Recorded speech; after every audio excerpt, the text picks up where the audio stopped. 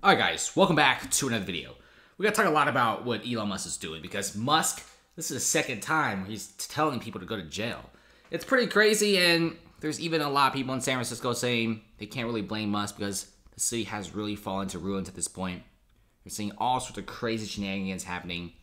The lawlessness in the city is crazy. The laws don't have any meaning in San Francisco. You go to Safeway, right? This is what it looks like.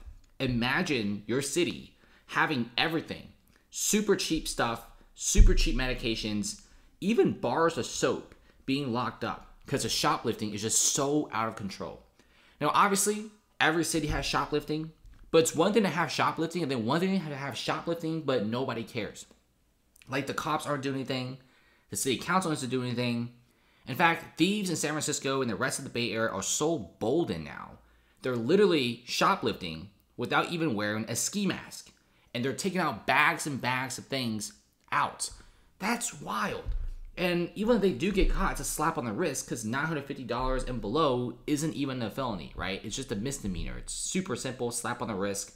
Now, even if it's above $950, they'll probably be out in like day 2. Now, Target is leaving. Companies are leaving.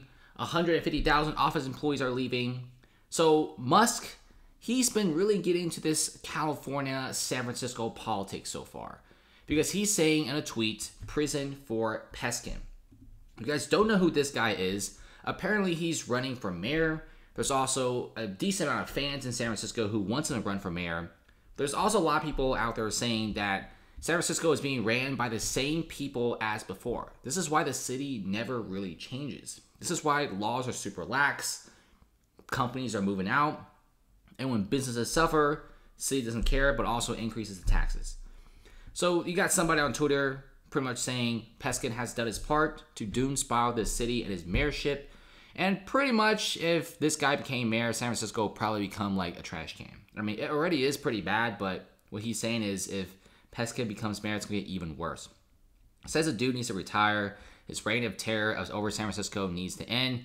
If you see him on the streets, please beg him to retire. That's pretty crazy, right? Right now, San Francisco is going through a series of elections. So we're going to be seeing somebody replace Mayor Breed. Now, there's a lot of people saying that the heir to the Levi fortune, that guy may be pretty good because maybe what San Francisco really needs right now is a businessman, not anyone else. And then Musk pretty much says prison for Peskin. Now, okay, just remember that this is the second dude that Musk called out. This isn't the first time. But it seems like Elon is getting really into this whole San Francisco situation. I don't really blame them because literally X headquarters is in San Francisco. And this part of San Francisco is getting worse and worse by the day. Let's check it out. Okay, so this is Market Street. You got NEMA, this luxury skyscraper building, literally right across from the X headquarters, or Twitter, however you want to call it. This building, because so many tech workers have moved out, these guys used to have good business. Like NEMA used to be rented out a decent amount. They're about to foreclose on a $400 million loan because they can't get any tenants. Because people who could afford to live in these places are generally high-paying tech workers. And Reddit is moving out, Uber is moving out, Lyft is moving out, so many people are moving out. You see all these other buildings here? They're completely empty. And over there, there's even like a plot of land, which is supposed to be built for one of San Francisco's tallest skyscrapers, Hayes Point. It's now completely vacant.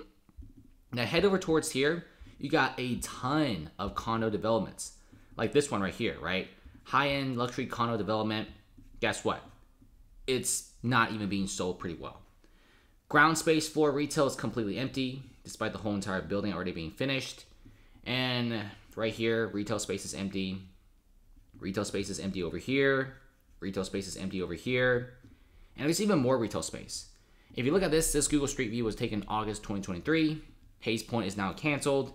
And you're going to be seeing more and more of these retail spaces popping up. And it's really sad to see this for San Francisco. Now, Musk also says about this dude. So, I don't know what's up with these guys with all their last names starting with P's, and they really do sound like. So, this is Peston, but this is Preston. And Musk is calling for a San Francisco lawmaker named Preston to be fired for blaming vehicle break-ins on tourists for leaving their stuff in cars. I kind of get this one, like, come on. If I'm going to a place for vacation, I don't want to worry about every itty-bitty piece of luggage in my car. Like, you can't really blame the tourists. I mean, tourists, they go to a place, they pack a lot of things. and they just have things in their car. Like, what do you want them to do? Like, maybe every time they park, they rent like a room to put all their stuff in? That's unrealistic. Like I said before, Musk is slamming the comments, saying that he is the most responsible for San Francisco's destruction. So what's happening in San Francisco and why everyone is just so mad right now is like crime is just out of control. Like, it just doesn't make this much sense to have this crazy high amount of crime. I mean, I get it, guys. Every city has some sort of crime.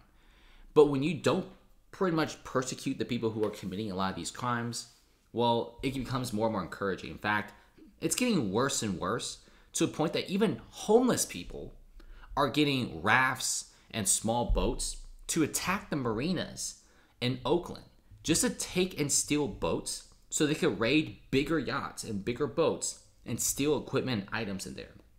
Because boating equipment goes for hundreds and even thousands of dollars. And some equipment pieces are very, very expensive. So when you have literal pirates in the San Francisco Bay, I mean, the city has already done some pretty massive damage. And it really does show the amount of people just not coming back to San Francisco. It's super crime infested. I mean, even Good Morning America is like, we don't dare to walk the streets of San Francisco. And the thing about San Francisco is they never blame themselves. Like, the whole reason why the city is just so bad is because nothing's really being reinforced, right? Drug use is everywhere and the city's cool with it. There's theft everywhere, the city is cool with it. There's even videos of tourist cars being robbed. The cops are just there chilling. Now, I don't know what the police situation is in San Francisco, but they already have the whole defund the police situation. And they're short 600 to 700 officers in that tiny little peninsula.